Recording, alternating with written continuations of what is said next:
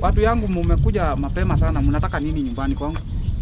Mr. President, tuko na shida moja. Kwa ground mambo imeharibika kabisa. Hii mambo ya UTA imeleta shida sana because mimi nikienda hata kwa ground nikiita watu wakuje kwa mkutano hawakuji. Yeah. Wanasema wezi. Ningependa ujaribu punguza hii ushuru. Jaribu punguza kidogo pale pengine hata hii mambo ya ndoa hii. Wacha watu wasilipe pesa. Sasa ukilipisha mtu bibi yake na baba yao, sasa hii ni mzuri kweli? My brother kutoka Kibera. What is your opinion? Mheshimiwa, nikipita pale Kibera, the ground is hostile. The ground is very hostile, I'm telling you. In fact, if you are not careful, we are going to lose again. 2027 si mbali. Mwambie. Si mbali. In fact, wamejam. My sister from another land, how is your ground? Acha tu. Huko mambo imeharibika kabisa. Hakuna hata watu hawana chakula, watu wanalia kila saa.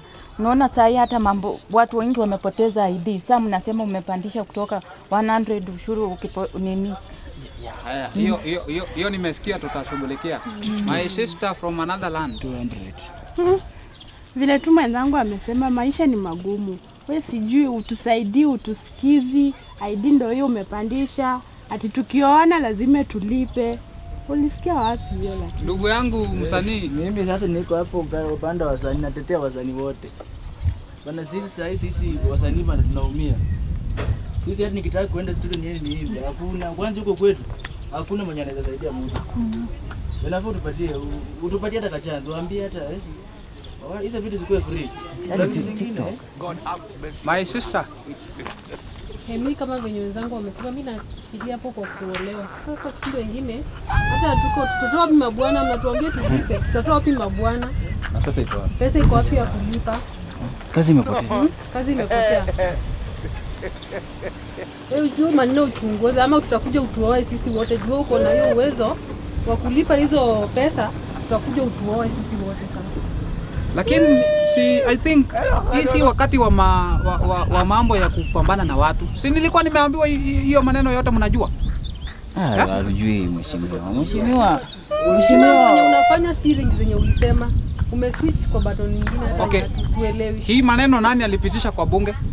Wakati tunasema tuna vote for 16%. Si nyinyi ndio mlipitisha hiyo? Mr. President, wewe ndio ulituambia tupitishe. Alafu siku na ile karatasi niliwapatia mpitie mkaona iko sawa. Lakini sasa unasema jambo la kwanza, nyinyi mnafikiria hii ushuru pesa tutatoa wapi ya kufanya hii budget? Nao tunafanya budget ya 3 trillion. Where do you expect us to get that money? Sisi tulisema wakati wa kampeni hatutakopa. Si ni namna hiyo?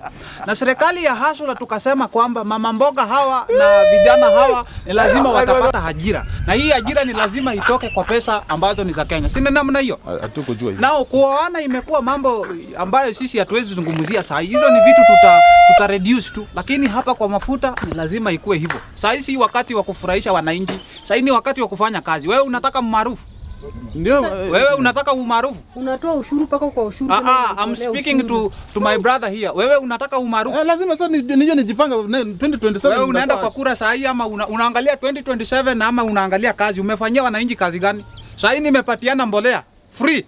Watu wapande mahindi, waende kwa shamba, wapande mahindi, wapande vyakula, chakula ikiwa kwa nyumba, hakuna maisha kuwa ngumu. Mheshimiwa, umesema unatoa mbolea free. Na hiyo ushuru unalipa? Inakuaje tena free? Hiyo ushuru mnalipa ndio sasa hiyo mbolea ikuje ikiwa hivyo. Na nimetoa hiyo subsidy.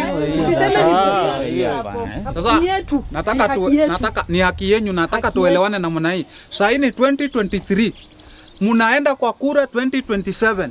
So maneno ya 2027 haifai kukuja saa hii. Saa hii tunaangalia kazi yenye tunafanyia wananchi. Wananchi wanaumia. Wananchi wanaumia. Ni lazima uumie ndio upate chenye unataka.